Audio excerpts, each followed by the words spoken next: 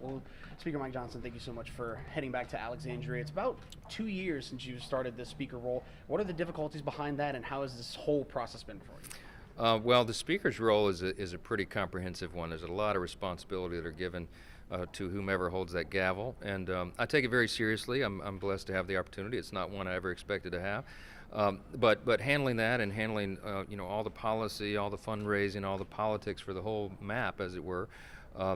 It makes it even more important to be back home in the district and be with the people that you represent. And I'm blessed. Louisiana, the 4th Congressional District, is comprised of the greatest people in the world, and I'm so encouraged and energized when I'm with them, and this was a good visit today to be here. You spoke about Charlie Kirk being one of your great friends. We obviously saw what happened 2 weeks ago. With 2 decades of being in constitutional law, right, working through constitutional courts and things of that nature, are you concerned about the First Amendment? What's your thoughts on that? Yeah, look, I spent a career defending free speech, religious liberty, and the principle of that. I've reminded people, as Charlie did all the time, that as conservatives, we do not censor and silence disfavored viewpoints. I mean, we believe in a vibrant free marketplace of ideas. Charlie built his entire career and mission on that, just going into the public square and arguing for our principles. And so I think the best way to honor the life and legacy of our friend is to adopt his approach and to advance those principles and do it in the way that he did. His approach was he was motivated by love for his fellow man, not hate. And he never got angry with anybody that he was debating on the other side. He wanted to win the argument, but he wanted to win over people more. And I think it's a good model. It's a great reminder for young people. Charlie's untimely death, his assassination, has shaken a lot of people. But on the bright side, it gives everybody a good opportunity to talk about what he contributed and what he brought and the way he did that. And I think it's a really important model. Secretary of War Pete Hegseth just announced today that he's calling hundreds of military leaders to have a meeting. Have you heard anything about that? What do you expect it to be about? Well, I don't know the details of it. I've been on the road and in my district, so I hadn't got any briefing on it yet. But I know the Secretary of War very well. Pete Hegseth is a good friend, and I think he's provided really good leadership at a very important time. This is a dangerous time on the world stage. I spent some time today at Fort Polk talking to our leadership there, our Brigadier General Curl and his leadership team, about some of the training that they're doing there with our troops. I'm heartened by that, by Barksdale Air Force Base in the northern part of our district, the Global Strike Command, that we are the only nation in the world that can project force like that. It's an important time to have that, to maintain peace through strength. And so I think Secretary Hegseth is laser focused on that. I know he is. So I'm sure a lot of that will be covered in this meeting, and there'll probably be some long-range planning as well. You spoke a little bit about the incident that happened in Dallas at the ICE facility there. You called it another politically motivated attack against ICE. Why do you believe this keeps happening, and what are some solutions that you can see? Well, it's a big problem when elected officials, I mean, let me be frank, there's many Democrats at the national level and elsewhere who have called out ICE officials. They've called them fascists and Nazis. These are the people. Think of what ICE stands for. It's Immigration and Customs Enforcement. They are the ones who are supposed to enforce the law, uphold the rule of law, a secure border, and make sure that Americans are safe.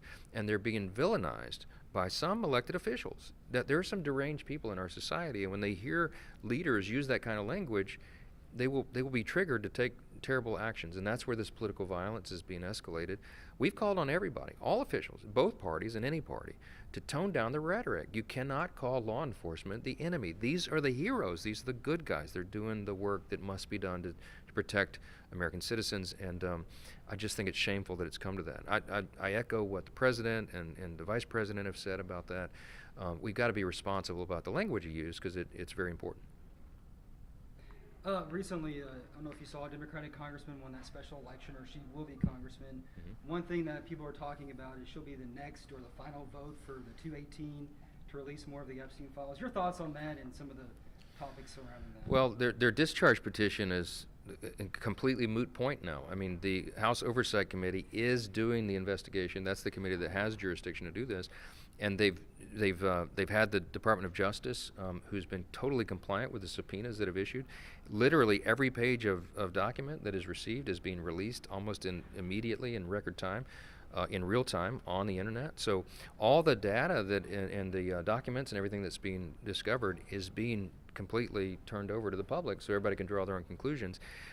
The Oversight Committee has spent a lot of time digging into the Epstein estate files, which wasn't even anticipated in the discharge petition. That was a political exercise. This is something that's actually doing the job. We are for maximum transparency, full disclosure. We have to protect the innocent victims and make sure their names are not revealed, but the rest of it should be out on public display, and that is actually happening right now, so the discharge petition is a moot point at this stage. We've seen a lot of, I guess, back and forth between it. You may have seen it, you may not have. Any thoughts on carbon capture coming to Louisiana, coming to the South, and things of that nature? Yeah, there's differences of opinion on that, and there were some here in the room today, even among officials here. So we'll have to sort that out. People are very passionate about it. In Washington, as policymakers are looking at all these issues, we're trying to get the accurate data and the accurate science, and sometimes it's difficult to discern what is accurate because there's people with different opinions and studies on these things. So, look, we're an energy state. I'm very proud of what we're doing with liquefied natural gas. Our export terminals are going to lead the world. It's going to make the world more safe and secure. When our European allies, for example, can receive the gas that's LNG that's transported from here to there, they don't have to rely on Vladimir Putin and Russia for their energy needs anymore. That is what's fueled his war machine. So this is a win-win scenario for us to produce more of these oil and gas and the resources that we have here. It's good for America. It's good for our allies. It's good for our energy security. And as we like to say, energy policy is national security policy. It's all related. So Louisiana is in the center of all that. We just learned that China's President Xi Jinping and President Trump just came up with an order on TikTok. What is the latest on that?